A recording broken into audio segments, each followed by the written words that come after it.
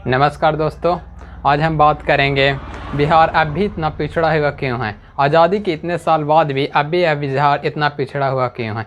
अगर आप बिहार के आय का स्रोत पर निर्भर करिएगा तो वह मुख्य रूप से कृषि पर निर्भर है। कृषि पर निर्भर होने के बावजूद भी यहाँ के बहुत सारे लोग के पास खुद का अपना ज़मीन नहीं है, जिसके कारण उन्हें भरण पोषण करने में अनेक प्रकार की चुनौतियाँ का सामना करना पड़ता है। आइए जानते हैं विस्तार से पूरी कहानी, क्या हुआ था, इसके पीछे के पूरा इतिहास।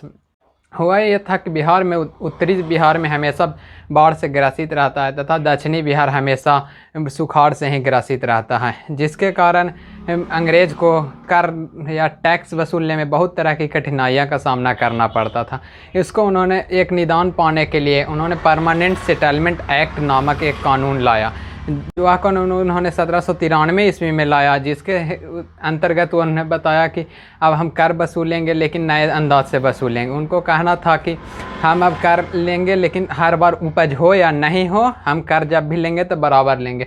होता यूँ था कि जब बारिश अच्छी हो जाती थी तो कर फसल उग जाती थी, उसके बाद कर तो ज़्यादा मिलता था, लेकिन सुखाड़ पड़ने के कारण वही कर अब नहीं मिल पाता था। उसके कारण भी अंग्रेज़ को चुनौतियाँ होती थी, इसीलिए उन्होंने वह कानून को निर्माण किया। यह कानून ज़मींदारी सिस्टम को भी जन्म दे दिया। उसके साथ ही जैसे उन लोग के पहले छुट्टा छुट्टी में से लेने में बहुत ही प्रॉब्लम होता था, इसलिए उन्होंने कुछ खास व्यक्ति को, कुछ खास वर्ग के लोगों को उन्होंने कुछ ज़मीन का हिस्सा उन्हें प्रोवाइड किया, जिससे कि वह पूरे जैसे गांव में एक मुखिया बना दिया गया, उन्हीं से सिर्फ कर लिया जाता था। जिसके कारण हुआ यूँ कि भविष्य में यह आप देख ही रहे हैं कि बिहार में बहुत सारे लोग हैं, उनके पास अपना ज़मीन नहीं है, लेकिन कुछ खास वर्ग, कुछ खास लोग हैं जिनके पास अपना बहुत सारा ज़मीन है। इसी कारण अगर बिहार में आंदोलन की भी बात की जाए तो अधिकतर आंदोलन कृषि से ही जुड़ी रहती है। चाहे वह चंपारण सत्याग्रह हो महात्मा गांधी का, वो भी कृषि से ही जुड़ा था। तीन कठिया प्रणाली, ये सब बिहार के अंतर्गत सब कृषि से ही जुड़ा था। इंदिरा गांधी का एक फेमस नारा बहुत प्रसिद्ध हुआ था, गरीबी हटाओ। उसके बावजूद भी आप देख सकते हैं ना पूरा देश का गरीबी हटा ना बिहार का गरीबी हटा। उन्होंने 1971 में खूब जोड़ तोड़ से यह नारा को दिया था।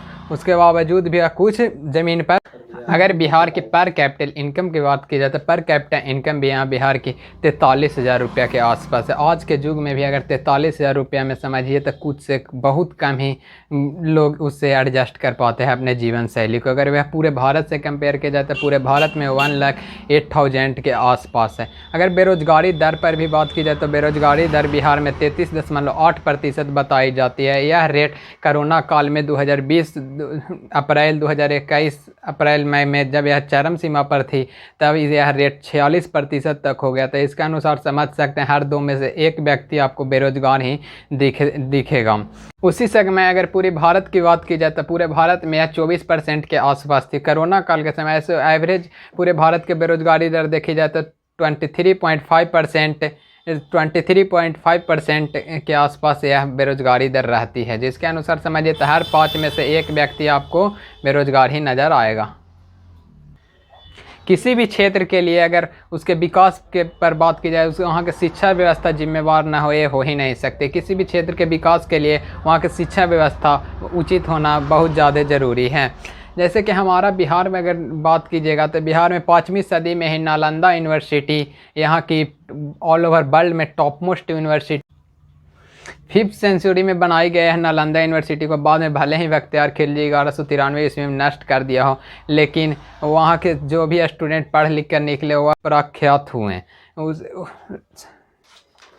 अगर बिहार की शिक्षण व्यवस्था की बात की जाए तो ज़मीनी स्तर पर यह कुछ नहीं है। भले ही नेताजी के रैलियों में आपको दिखता होगा कि बिहार बहुत ज़्यादा डेवलप कर रहा है शिक्षा व्यवस्था में, लेकिन वो ऐसा कुछ नहीं। अगर बिहार की लिटरेसी रेट की बात की जाए तो यहाँ पूरे बिहार में 69.83% लिटरेसी रेट आती है।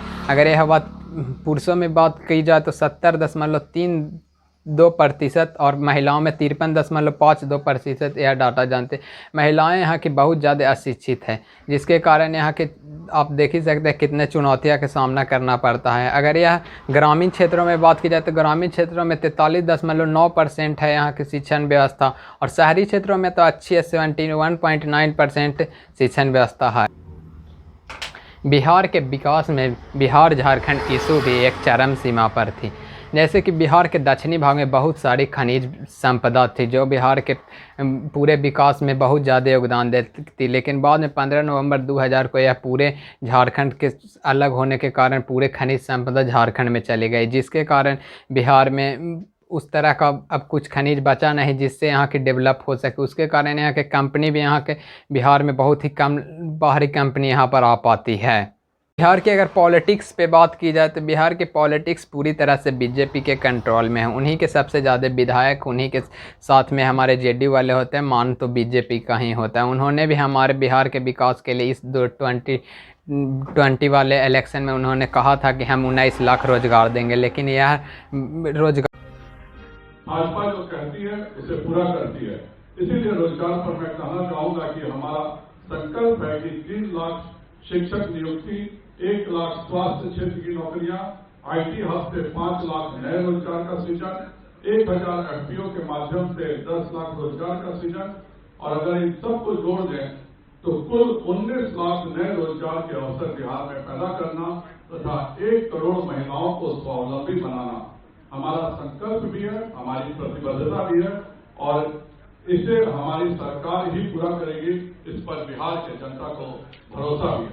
वो वैक्सीन अगर साइंटिफिक लोग बोलते हैं कि और सिर्फ कागज पर ही रह गया, आज तक 1-2 रोजगार भी नहीं उतना उत्सर्जित हुआ है। युवाओं से ये कहना चाहता हूं कि राष्ट्रीय जनता दल को मौका मिलेगा, जब सरकार बनेगी तो पहला कैबिनेट मीटिंग जो होगा, पहला जो कैबिनेट मीटिंग होगा, पहले दस्तखत से लगभग 10 लाख नौकरियां निकाली जाएंगी। 10 लाख नौकरियां निकाली जाएंगी, और ये वादा नहीं है, मजबूत इरादा है। हम लोग झूठ नहीं बोल रहे। झूठ बोलने वालों को लोगों ने देखा है, जाना है। 1 साल में 2 करोड़ रोजगार देने की बात कही जा रही थी। दूसरी तरफ 15 साल में जिन लोगों ने सत्ता में राज किया, बिहार को कंगाल। उसी प्रकार हमारे तेजस्वी वाले पार्टी आरजेडी ने भी बताया था कि हम लोग भी 10 लाख रोजगार देंगे, लेकिन वह 10 लाख रोजगार अभी तक दिखी तो बिल्कुल नहीं है। कांग्रेस का भी अलग एजेंडा था, अगर इस सब का निदान हम चाहना चाहते हैं तो यहाँ के कास्ट रिलीजन पर भी बहुत ज़्यादा, नेताजी के रैली में सबसे ज़्यादा यहाँ धर्म पर ही वोट देवल जाता है। अगर आप उस समुदाय का हैं तो उस पार्टी को वोट दीजिए, अगर आप इस समुदाय के हैं तो इस पार्टी के वोट दीजिए। वही कारण है कि विकास अभी उतना डेवलप नहीं कर पाता, क्या कि जिम्मेवारी लेने के लिए कोई तैयार नहीं होता। इससे अगर बचने के लिए हमें जात पात की राजनीति से हटना होगा, हमें अपने लोकल नेता पर विश्वास करना होगा। केंद्र और राज्य के मुख्यमंत्री कोई भी हो, उससे कोई निर्भर नहीं करता। जब तक हमारा लोकल नेता मजबूत नहीं रहेगा वो कुछ नहीं कर सकता है। धन्यवाद दोस्तों। अगर आपको यह वीडियो अच्छा लगा हो तो इसे सपोर्ट कर सकते हैं, हमारे पेज को सब्सक्राइब कीजिए। धन्यवाद।